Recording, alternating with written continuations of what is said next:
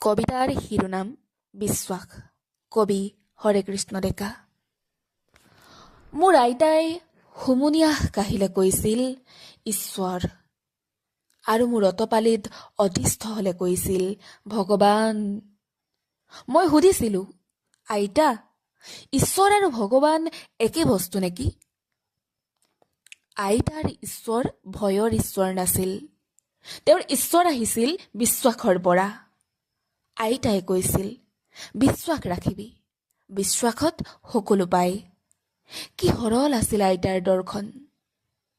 অনন্ত সময়ৰ কোনোবা এটা বিন্দুত আইতা থমকি ৰল।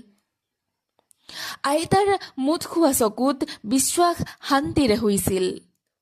আঠবয়সীয়া এই কবিয়ে সময়ৰ আন এটা বিন্দুত ৰৈ এতিয়া ৰিণিকি ৰিণিকি দেখিছো। মৃত্যুৰ সময়ত মোৰ মায়ে নুফুটা মাতেৰে মাতিছিল ঈশ্বৰ। জীৱনক ভাল পাই জীৱনকে সাৱটি অনন্তকাল তেওঁ জীয়াই থাকিব খুজিছিল।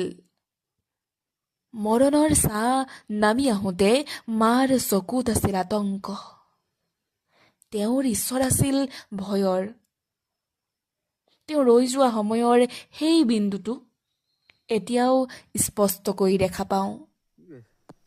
কিন্তু ভয়ৰ বা বিশ্বাসৰ কোনো এজন ঈশ্বৰ মোৰ বাবে নহল।